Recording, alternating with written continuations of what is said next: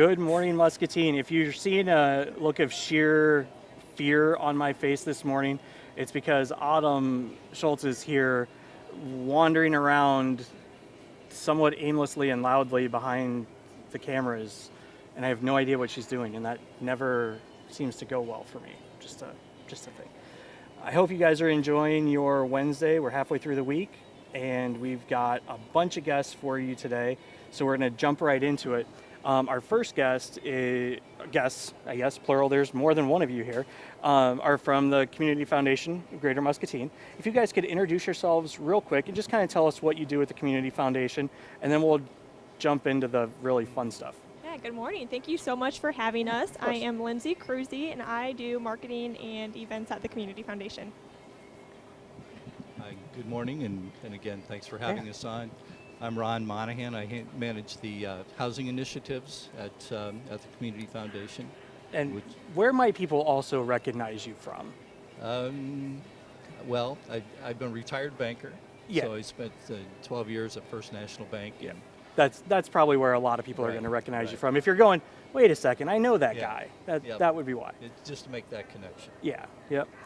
So this is something that we've talked about on the show before, and it's an amazing thing. You know, the overall housing programs that you guys have put together are great, but this one is like, takes the cake.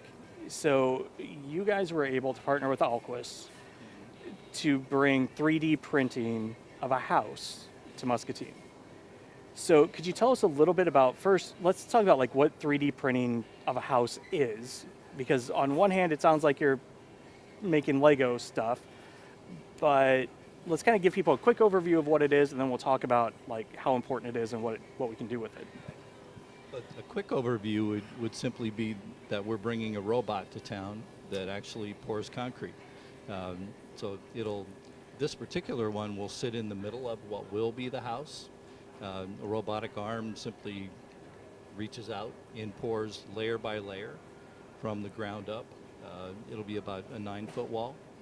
So that's the 50,000 foot overview of what it does. And what's really neat about this, if you haven't seen a 3D printer before, like this is really just a big concrete version of what you see on the tabletops. So, you know, like when you see it on a tabletop, you know, sit here and there's like a little head that's like a jet, and it just kind of goes back and forth, and it lays these really thin layers of filament or whatever it is, and it just kind of keeps going and going and kind of sculpts from the ground up. And what's cool about this is that's literally the same thing, just it's got like a concrete boom. And the robot will be using, actually, if you saw a manufacturing floor, you'd see very similar things, perhaps in an auto manufacturer, probably welding, something like that. It's just been outfitted with a boom that'll deliver concrete. Some people in some circles call it ink. Yeah. So just ink for a printer, it just happens to be concrete. Right. So it's an incredible process to watch. And I remember the first time Charlotte told me about this, I probably had one of those looks on my face like, yeah, right. That was my first look. That was totally my first look. But then, you know, as soon as I got to thinking about it, it's like it actually makes a lot of sense. I mean, you're creating a solid wall, right? You can do whatever you want on the inside and outside of it, just like you would a 2x4 wall. And it's, well, I mean, what are the benefits of it? I mean, is it more eco-friendly? Is it? Yeah, so some benefits of the 3D house printing. First off, it's a quicker build time. Right. So we think the exterior walls of the home will be built in, 12 days or less, Ron? Definitely more environmentally friendly. There will be less labor involved. One really cool thing about our program, and I think one reason that our board approved us 3D printing homes in Muscatine, is the partnership with Muscatine Community College to train the workforce to use this robot and use the equipment. So when, you know, so I'm just trying to think, okay, so we've got the outside walls are kind of, does it do the inside walls as well? Are those or are those sticks? The homes will build the first floor in Arbor Commons. will be only the outside walls. Gotcha, okay. Everything beyond those outside walls will be built traditionally. Gotcha. So they'll be stick built with drywall in the interior. We'll still need, so we'll need contractors to do that. Mm-hmm. We need HVAC, plumbing, and you have the traditional roof system. So other than those 4 outside walls on what we're doing, it'll be just traditional. Now we can go in and also contour those inside walls, Yep. but we just haven't chose to go there with these 4. Yeah. Well, and that's something that's even cool. And I don't know, I know enough about this to be dangerous. So if I'm wrong, feel free to correct me. But I mean, they can do, essentially like for the electricians and the plumbers, they can essentially put the channels in, so they don't have any issues. Well, what do you got here, Miss Denise? Well, you got some new guests. So new guests deserve new treats. Awesome. I've got a Java chip frappuccino and a vanilla bean frappuccino on a great summer day. Perfect. There you Thanks go. so much. Enjoy. Thanks so much. Thanks, Denise. So being distracted, you'll have to repeat that question. I have no idea. What were we, I was just talking about the channels. And like the skilled labor, like the electricians and the plumbers, it works right into what they do, so it's not really going to make their life any harder or anything like that. Yeah, it can be slightly different. For example, the outside walls are really a series of 2 walls with a cavity in the middle. So the electricians will actually run the electricity through that cavity, which will be a little bit different experience for most. But generally speaking, you're still running wire to switches and outlets. Well, and it's a big cavity, just like a cavity between 2x4 sticks. It's just instead of drilling a couple holes, fishing it, whatever. It's you're running it through the wall, and then you can run it up or down or wherever you need to. So I think it'd be weird the first time, but I think eventually it'd probably be easier. You'd have more open space, I would think. The good thing for us is four of these homes have been built. They've been built throughout the United States. The contractor we're using, Alquist, built 4 of them for Habitat for Humanity in Virginia. So this isn't his first experience with all of this. And so we've got a lot of guidance on that. We've talked quite a bit to actually the Habitat for Humanity Virginia construction manager to get an idea of what all that really looks like. So we've got 4 houses going up. When do they start? What does the timetable look like for this project? We'll start with 4 in Arbor Commons. Our board is actually committed to 10 builds. Yep. So the first 4 are in Arbor Commons.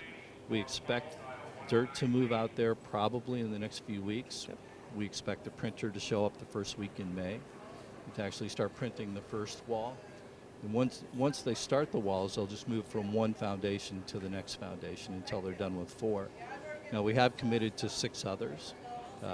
3 of those this year will be in the neighborhood revitalization project as part of that. And that's a collaborative effort with MCC, MCSA, the county, the city, and Pretty much the everybody. high school. Yeah, I mean, it's a big collaborative effort, which is essentially what the Community Foundation is all about, is pulling people together to do great things. So, out of curiosity, something just that you mentioned foundation. Are they on slabs, or are they on a wall foundation, or can they do it either way? Or At this point, we'll build our first 10 on slabs. Okay. The first one with a foundation that our contractor will do will be in Iowa City later this year. Gotcha. So with a basement. So these will be built on slab. Gotcha. But in the future, very near future, we think that we'll be building on foundations. Well, and that's they both work equally well for what you're doing. I was just curious all of a sudden. So, these 3D printed houses are kind of a critical component. They're the fun component of solving a tough community problem in reality. Muscatine has had a housing problem for a while, let's just say a while. And so I don't know if people always realize what that means. I think they hear people talk about, oh, there's a high housing problem where there's not enough. What does that actually look like for the community? And maybe even touch on what that causes for the community. What challenges do we face because we have the housing issue? Yeah, so like you said, we have a housing issue in Muscatine, but I think it's seen across the nationwide in rural communities, so it's not just in Muscatine. And so we're excited to be, a small part of this collaborative effort to try to help solve that problem here in our community with Alquist 3D. But I think one, pretty interesting stat is 62% of people that are employed in the city of Muscatine do not live here. And so we want to be a part of, building a vibrant community where people can live here and thrive here, go to school here. And I think the impacts of housing are really intersectional. I mean, for the health and well-being of the residents in our community, it really starts with affordable housing. Yeah. Well, and one thing that we often talk about is, there's a lot of people that come into Muscatine to work, like you're talking about that 62%. But then those dollars don't always stay in the community, right? And so, like, if you're a small business, housing affects you because those people that could be living here may want to live here, just can't find enough housing in the bracket that they want. That's if you're a restaurant, those are dollars that may be in Tipton, Wilton, the Quad Cities, Iowa City, that could be here. So housing affects everybody all the way down the line. So, it even goes to property tax base. Mm-hmm. I mean, those folks are living somewhere, and if they're not living here because they don't have the house, either the house they want or the house where they want it, then that tax base goes somewhere else. So if we can grow the tax base, we can grow infrastructure. I think what Ron just said, if I can quote him on this, is if we can get more houses here, everybody's taxes go down. Is that? I didn't say that. No. I simply said there would no, be a bigger tax base. bigger tax base. Well, but that does, lead the leaders of the community to have a positive decision to be able to make. Mm-hmm. If you grow the tax base, you can either provide more services, you could lower the per unit taxing rates, which, whatever, but it gives you so many more options as a leadership group if you've got the larger tax base. And I think, just to be clear, we in our community in the county, the issue just isn't workforce or affordable housing. I mean, it's executive housing. It's across the board with all levels of housing. Yep. So we need to address it from across that spectrum. Yep. And that's one thing that there was the housing. I don't know. I'm going to call it symposium. What was that last year? Ignite. There's all of the corporate leaders were there. All the city, county, you guys were there. Everybody's trying to actively fix it because it affects everybody. Is it an executive at Ken or H&I doesn't want to live here because they can't find a home? Is it, a worker that doesn't? It's just all the way across the board. And I will say this, we talk about this often. Muscatine generally does a good job of coming together. We have our bumps and stuff like every community does, right?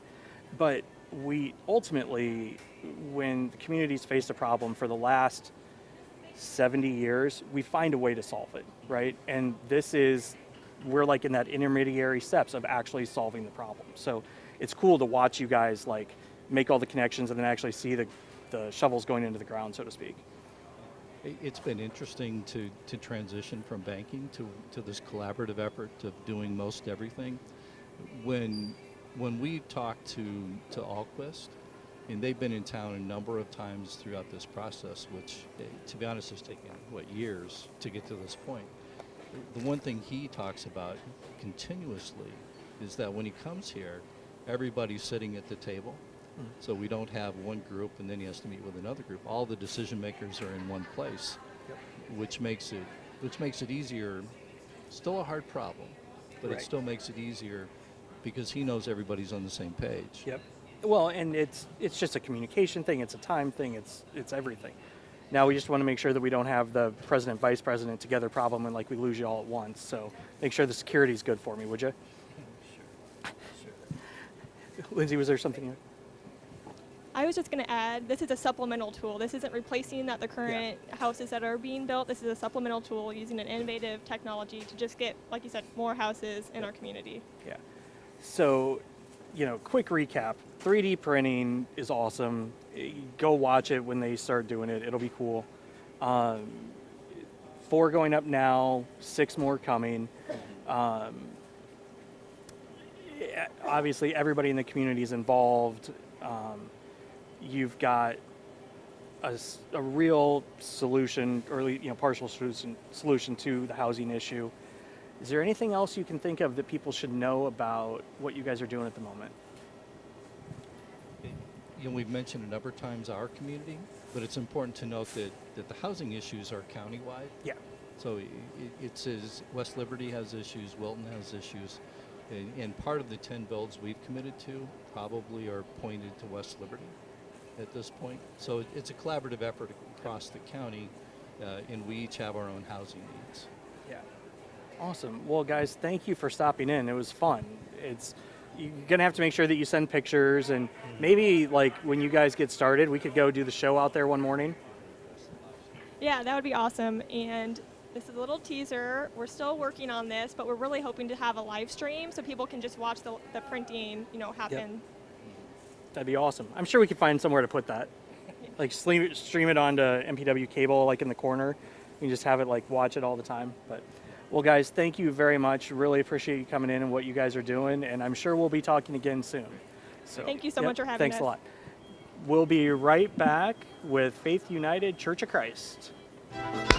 Okay, guys, we've been through a lot together. We all know sometimes it gets hard, but it's okay to not feel okay. You know what helps? A good book or going for a walk. Not now, Fred. But what really helps is to talk to someone. Because to take care of each other, you gotta take care of you. If you need to talk to someone, your doctor will listen. Unity Point Health. Know how much you matter to this world. Hi, I'm TJ Deere, General Manager here at Toyota of Muscatine.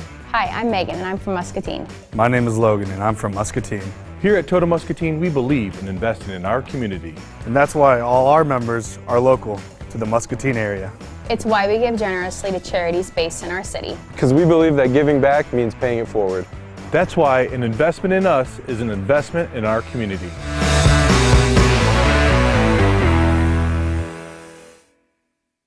We've all been through a lot together. And along the way, you'll find out who really cares for you and who you can trust. Because there's a lot of stuff that happens in life. Like those days when the amazing happens. Or those days that are really, really hard. That's why you need someone like Unity Point Health. Because... Okay, I knew it. She was walking around earlier like crazy. Now she's standing behind the cameras going like this to me as if I have like a hair problem. And I know dang well I don't, because I don't have hair and I know it's not standing up. But these are the things that happen when you do a live show in the middle of Hy-Vee, folks. Anyway, we're back, obviously, and we have Sue Johannsen and Allison Castle with us from Faith United Church of Christ. I got them all right in the right order? Yeah, I did. Who you guys have, it's been a 4-year thing, but really, as we were just talking before we came back, it's really been mostly the last year or so because of COVID and all that other stuff, where you guys made a conscious decision to move to be in, is it called an Open and Affirming Church? Is that how you phrase it? Or, you know what, instead of watching me mumble and stumble all over it, why don't you tell us what you guys did? Well, you're right. We are an Open and Affirming Church, and we, as a congregation, took that vote in April of 2019. Do you want to talk a little bit about the process? Sure. Beginning in about 2018, we started having this conversation. Open and affirming is a terminology that our denomination uses to really signify ultimate inclusivity into our faith community. And it was a process. A lot of discussion, a lot of prayer, just a lot of faithful consideration. And like Sue said, we took the vote in April. The whole congregation got to have a say in this. And our main purpose, again, is ultimate inclusivity, and among that is the LGBTQ community. And I don't know, did I cover it? Yeah. Yeah. Well, so what was the problem you guys were seeing that kind of led you to start having this conversation? Yeah. I think in general, traditionally, groups have been excluded from faith communities. You know, whether it's based on theology, ideology, or whatever, but what we have really become aware of, and really I think knew for a long time, was specifically the LGBTQ community had been traditionally excluded from a lot of faith-based communities. So we wanted to have that welcoming for a marginalized community. Yeah, so I think probably the most visible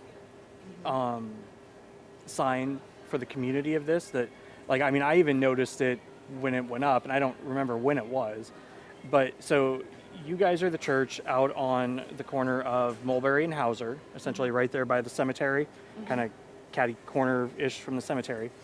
And the first thing I noticed was the rainbow. It's a welcome sign, isn't it? It is. And that's, you know, obviously a sign of the LGBTQ community, and just a nice, easy way for you guys to just say, hey, it's okay, right? Like, I assume, was that part of this?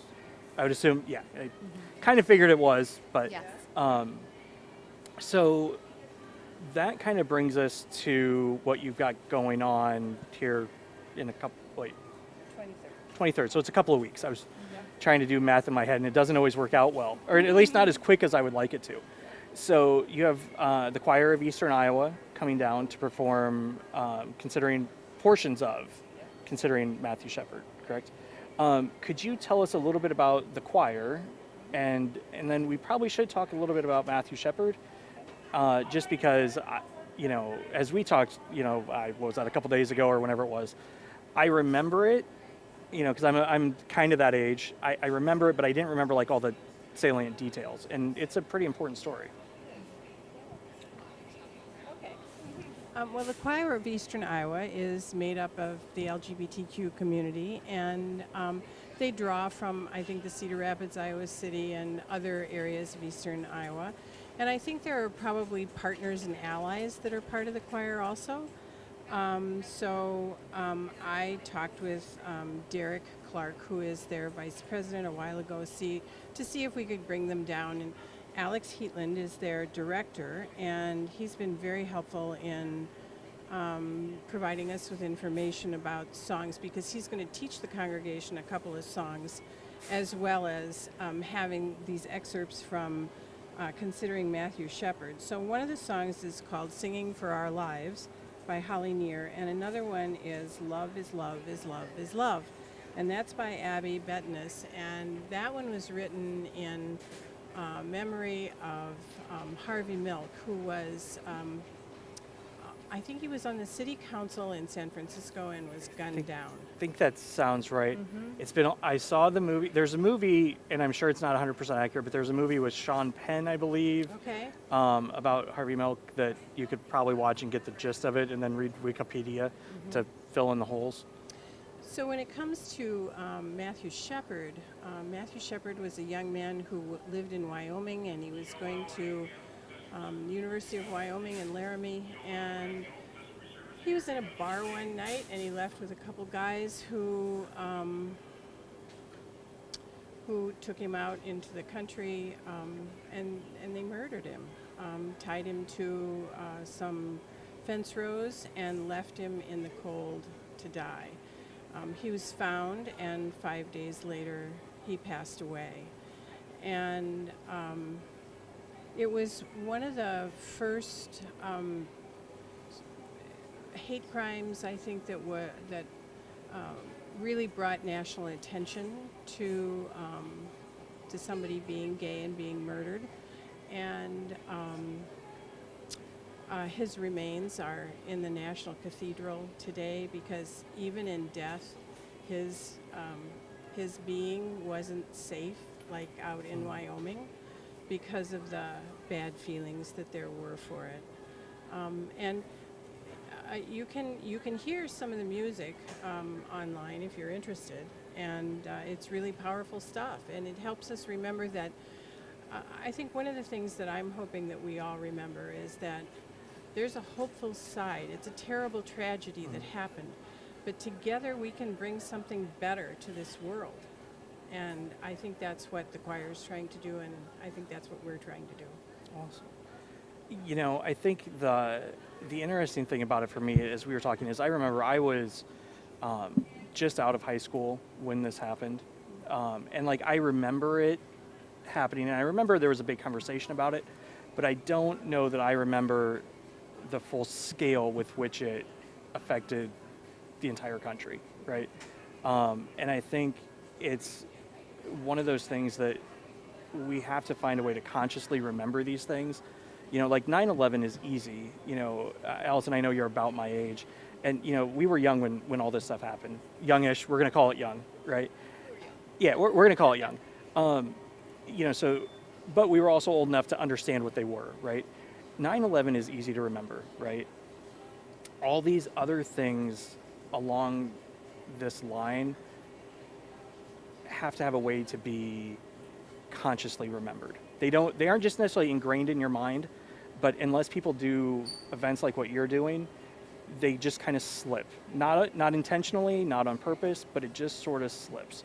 So it's great to see you guys using what you want to be as a church, a memory, and pulling it together to have a community event that anybody can go to. Great. So let's talk about the fun part. That's enough of the serious part. Yeah. Like, I mean, you know, it's all good. But so the choir's going to be here. When will they be here? They're going to be here on Sunday, April 23rd, 10 o'clock at Faith United Church, and we're located at 3307 Mulberry. Yep. Again, that's the one right on the corner, just right past Hauser Mulberry School, and in between Mulberry School and Casey's. There you go. It's probably everybody knows where it is. I don't know why I'm so worried about directions, but I'm visual. I want to make sure everybody can like picture it in their head, I guess. There's no cost to come, I assume? No, there's no cost to come, and we're going to have a potluck afterwards. If people want to stay and share a meal, we'd love to have them come. Awesome. So now let's talk about the potluck for a minute, because this is important. Is it hot dishes? Is there do they need to coordinate what they bring? You know, like, because I know, you know, I grew up at First Baptist, and you know, potlucks are pretty serious business, right?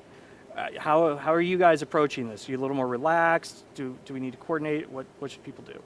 I think we're pretty relaxed, you know. The whole name of potluck, you know, whatever comes in your pot, we're lucky, right? Hey, you know, it works for me. I've never found a potluck I didn't like, So to sum it up real quick, you guys, about 4 or 5 years ago, started the conversation about becoming an open and affirming church. You've had that in place after the entire church voted on it. And I loved your term of, did you call it ultimate inclusivity? Is that, yeah. And across the LGBTQ, and I assume that even just kind of goes across the board, right? And so that led you to the Quire of Eastern Iowa, who's going to bring and it's portions of the remembering, considering Matthew Shepard, in a couple of weeks on Sunday night. So, actually, it's 10 o'clock in the morning. Oh, 10 o'clock. Yep. Yes, you're right. No, yes. See, the potluck screwed me up because I was thinking dinner. Yeah. It's a lunch potluck. It's a lunch potluck. It's a lunch That's potluck. right. That's okay. Is there anything else that you guys can think of that people should know about this? I think just come. Yeah. Just come. Just come. Just come. Yeah. Listen to the beautiful music. You know, be a part of this. You know, really. I mean, I think at the end of the day, it's a celebration of his life and you know, what we can maybe take forward as a community from what he experienced. And I would be remiss if I did not give a shout out / tease Miss Kayleen Poggle. So is she going to do like any Tai Chi or anything afterwards? We're going to make her, I think we should, do like post potluck Tai Chi to get your stomach going. I think that's an awesome idea. I think, you know what, Kayleen? I like that. You just got a project for a couple of Sundays after potluck. You got Tai Chi, you're welcome. Ladies, thank you for coming in. Make sure you take some pictures, send them over, and we'll make sure that people can see those and if they don't go, which you should go. So, well, awesome. Thank you guys very much, Allison. Great to see you again. And we'll be right back with Scott and Autumn Schultz. Okay, guys, we've been through a lot together. We all know sometimes it gets hard, but it's okay to not feel okay. You know what helps? A good book or going for a walk. Not now, Fred. But what really helps is to talk to someone. Because to take care of each other, you gotta take care of you. If you need to talk to someone, your doctor will listen. Unity Point Health. Know how much you matter to this world. Hi, I'm TJ Deere, General Manager here at Toyota of Muscatine. Hi, I'm Megan and I'm from Muscatine. My name is Logan and I'm from Muscatine. Here at Toyota Muscatine, we believe in investing in our community. And that's why all our members are local to the Muscatine area. It's why we give generously to charities based in our city. Because we believe that giving back means paying it forward. That's why an investment in us is an investment in our community.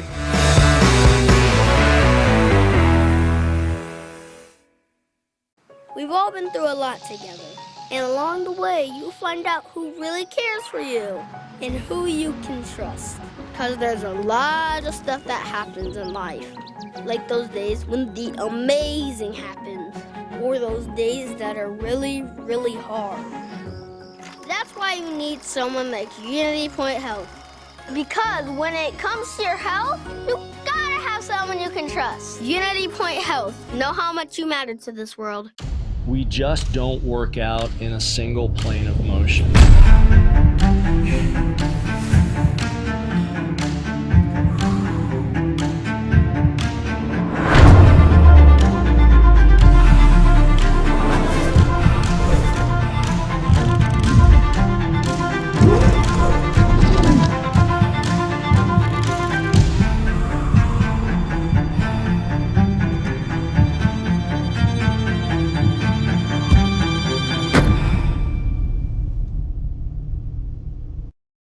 We're back in the situation again where we have two hosts on the show at the same time.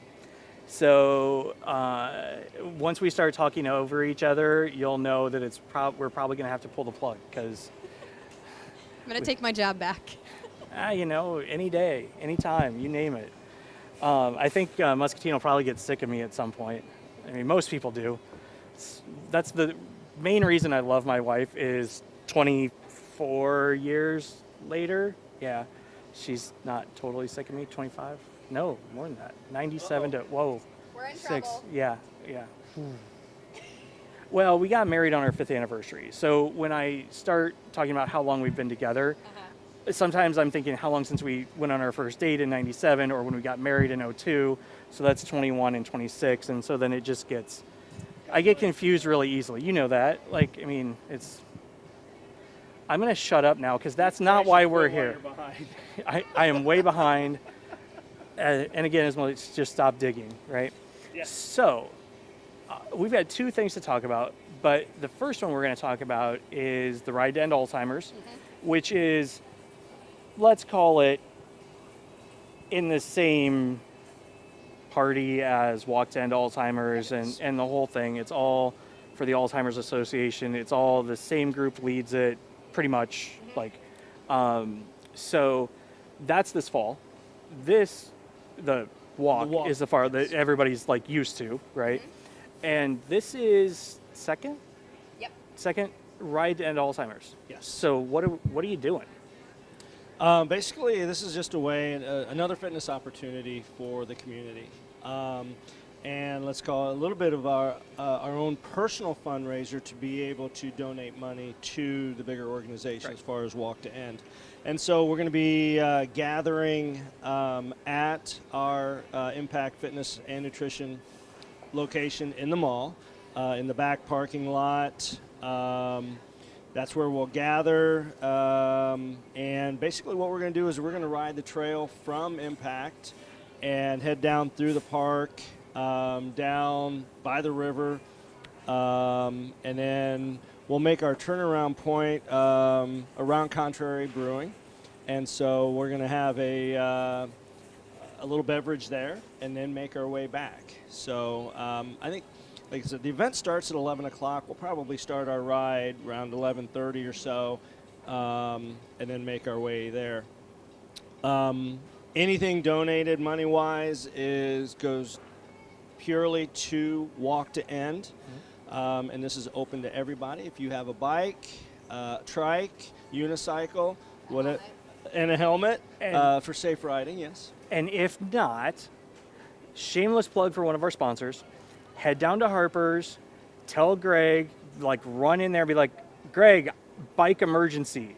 I've got to do the Ride to End on the 22nd. I need a bike. Guess what? He's got them. Yes, he does. He's got helmets. And if you're lazy like me, he's got electric bikes that you don't even have to you just sit on them and look. And you know what? If that gets you out to do this event, I'm good with an electric bike. I was gonna say, you said this was a fitness thing though, so you know what? Maybe I'll just go and look pretty. That's generally my job at events like this. Just go look pretty, Just enjoy the weather. Yeah. Just enjoy the weather, yeah. We're anticipating good weather. It's Iowa, so every 10 minutes it changes. It's great weather this week. Hopefully looking for the 22nd to be as good a weather. But there again, it's really just, as I mentioned, another fitness opportunity. Yep.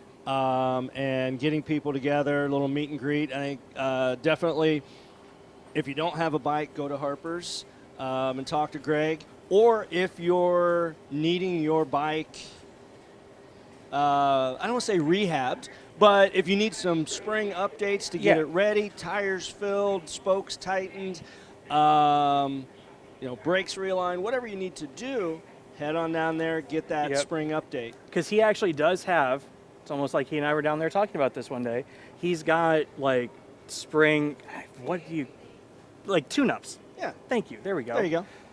He's got a couple different tune-up things depending on what your bike is and how long it's been, and they know it.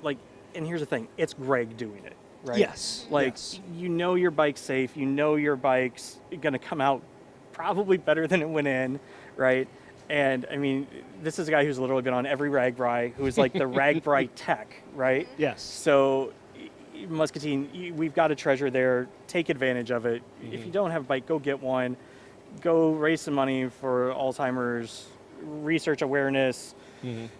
No, we're not promoting Alzheimer's. That would be bad. But promoting knowing about Alzheimer's and supporting those with it and their caretakers. And we'll have more information in regards to even how you can set up a team to walk in the event in September.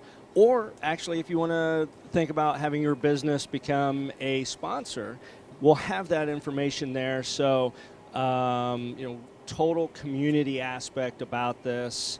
As I think everybody knows, my background, losing my mom in 2007 to Alzheimer's, seeing my dad over the past, he passed away in September of last year. I'd say over the past 2 or 3 years, starting to see early onset dementia signs coming in with him. This is near and dear to my heart. I'm telling you, there's probably 1 degree of separation of anyone who knows either has a loved one that has suffered from dementia or Alzheimer's, or knows a friend that has one. That's how close people are in terms of knowing about Alzheimer's. Well, and what's crazy, and I'm sure this is all stuff and Dr. Saga has been doing a series of presentations on dementia. Mm-hmm. He just did his 3rd one a couple weeks ago, and he's got another one coming up. And what he talks about is, the first signs or whatever they're actually seen 20 years prior, mm-hmm. right? And it will, and don't quote me on this, not a medical professional. I'm just sort of relaying the effect of what Dr. Saga says. Mm-hmm.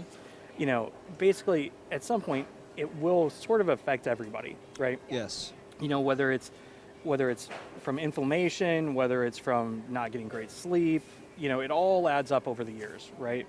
And it puts a stress on your brain, right? Yes. And, it will show differently for different people. It is really easy to... Ed Foster's in the house! Oh, I love that guy. It's something that everybody has to be aware of, because for people that are experiencing it, again, from what he describes, at first it's just a little bit of like missing keys, like stuff that they can chalk up to not a big deal, just whatever, right? But then there's a stigma that people often become afraid of, right? Yes. Like the classic, I'm losing my mind, right? Well, okay, that's a real thing. And it's, a shame that we say it that way, and we all probably should change our vocabulary on that if we haven't already. But they tend to hide it, right? Because you don't want to lose your driver's license. You don't want to lose that autonomy. You don't want to, and it's really hard, especially with the generation that's starting to really come into it now. They're strong-willed. They're, they don't want to be a burden on anybody. And most people don't, you know what I mean? Like, I don't want to be a burden on anybody. Right. Except for her. She could carry my weight all day long. But, I'm not in charge of both of you. Yeah, I can't. fair. But, it's a real challenge. Yes. And, I think that's one thing that I love about the Alzheimer's Association and why we support it the way we do is it's not just about the people there, it's about the caretakers. It's about how you support somebody with it, how you help them help themselves, and how you help yourself as you're taking care of somebody with Alzheimer's. And you bring up a great point. My mom, let's see, so 07, what is that? I'm trying to figure back 16 We don't do years math now? on this show now. So, 16 years ago she passed, and we saw signs as early as the early 2000s, 2001, 2002. There were significant events going on. And one, there's 2 points to where this conversation can go, but you bring up the caregivers. The pride that our parents have, and I'm not going to say older generation, but our parents. My dad is a child of the Depression. He was born in 1930. My mom was born in 1932. And products of that era, a lot of pride. And a lot of, I don't feel the need to spend, and this is coming purely from my dad's mouth, I don't want to spend your inheritance for your mother. My brother, sister, and I got together, so we don't care. Right. We want the best care possible. And when Dad tried to be able to be a caregiver for him and found out how difficult it was, he would take a quick 30-minute nap. Gone. My mom was out the door. She would walk across a busy highway, not a highway, but a busy main road to go to places that she was comfortable with. And so he took a hit in his pride in regards to that. I failed as not only a caregiver, but I failed as a husband. And so it took him a while to forgive himself with that. But you could see how caring for his wife, my mom, how that took its toll on him. Yeah. Lack of sleep, lack of eating, because everything was devoted to her. And so he harbored a lot of guilt with that, and that was difficult. And you bring up the sleep. So, not only is it, if the research for people like my mom, but my dad as well. And then we get to the other ones as far as, the trite phrase of, oh, I'm losing my mind. You think about all the information overload that we have nowadays. Think about as you're driving down the road.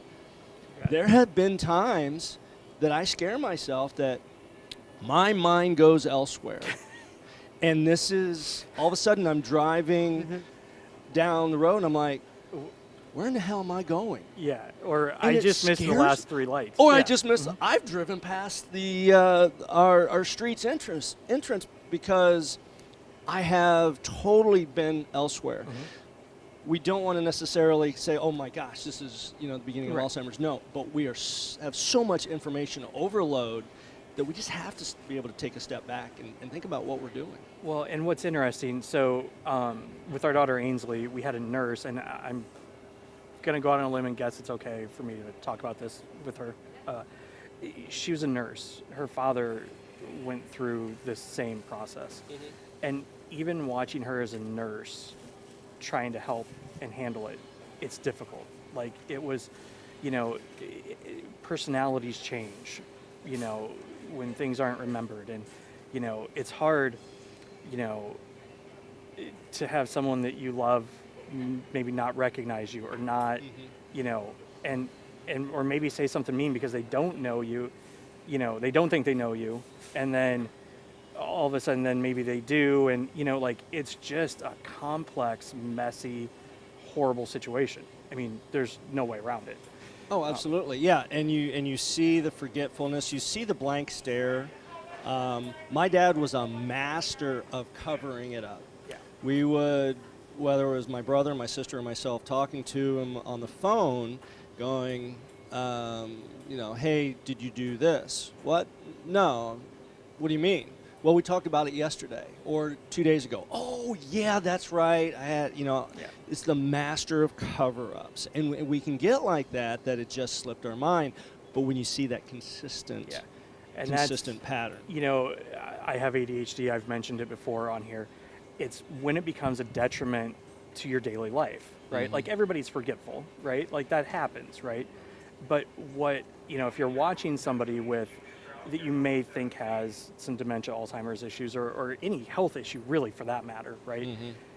You know, we all have aches and pains, but when does it become detrimental to your life? When does it change the way you live your life? That's when you really, like, you should have been doing it before that, obviously, like, but when it changes how you live your life, that's when you know you've got to approach it. Absolutely, and so that's where, you know, we get back to the fundraisers, and this one being a fundraiser, one for the community and bringing in a fitness aspect of it. But as we begin to bring in money, this is where the greater good comes in to the larger organization. They're making advances all the time in research, but, you know, just and where sometimes it gets into a little bit of fundraiser overload. Everybody, I mean, we have so many worthy causes. Obviously, this is near and dear to me, and as well as Autumn. I mean, Autumn's seen my dad in regards to like attitudes and sometimes his approach to even her, and it was not meant out of anything mean. She has ink on her legs. Yeah.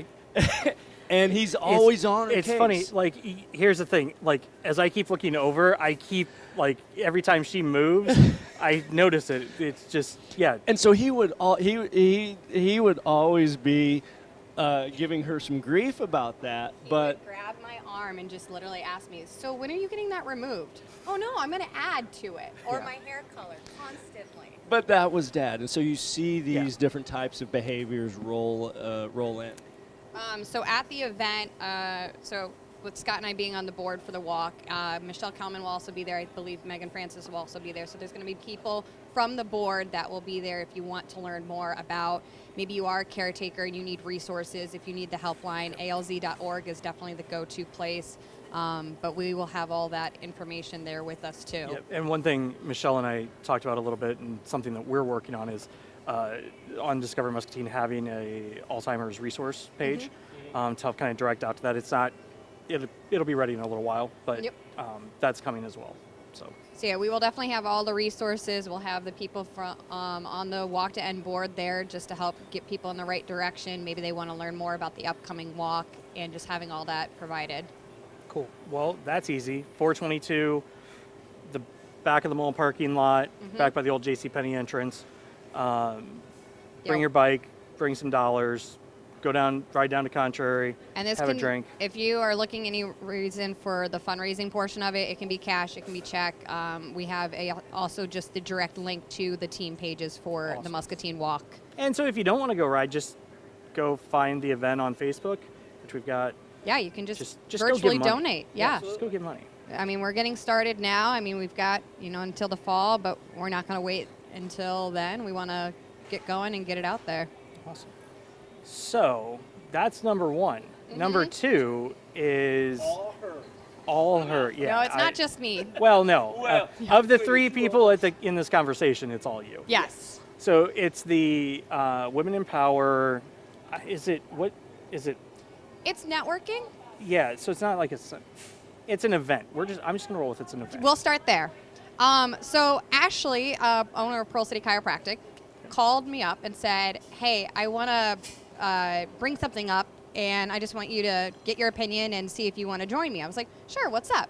She's like, I want to create an event for women in business, entrepreneurs, small business owners, for just a night of networking, socialization, and bringing everyone together. And I said, I'm in. She's like, also, what about getting headshots done for maybe some of these entrepreneurs, small business owners that have never had a headshot done before? Yeah. And I was like, well, that's amazing. So both of us right away thought about the one and only Jordan Lloyd for Jordan Lloyd Photography. So we all got together, and Jordan's like, I love it. I'm in. Let's do this. So we planned this maybe 5 weeks ago, maybe 6. No, it hasn't been 8, but maybe about 6 weeks that we have just been getting together and started coming up with, the name of it, because I had to think about that. So Women in Power was the first thing, and we just said, if you are a female entrepreneur, maybe you want to start a business too, and you just don't know where to go or who to contact and who to get a hold of. Even just, small business owners, how many female small business owners do we have just on 2nd Street alone? Mm-hmm. There's a lot. So we just started getting the word out through social media, made the Facebook event. We had a sign-up sheet virtually for people to get their headshots in with their name and their business and email address. And it is just going to be a night of just pure fun and getting to meet everyone, because not every female business owner knows each other. Mm-hmm. And just to help kind of break the shell on some of them that are brand new. We do have some that are actually going to be vendors as well. So we're actually using the chiropractic rooms as vendor space. And then there will be some table vendors as well. We have Glow Aesthetics, Southern Pearl, I'm going to pronounce it. Shapfeld Sprouts. I can never get it right. We will also have someone who's an independent business distributor for Beamer. They are a electrotherapy kind of products.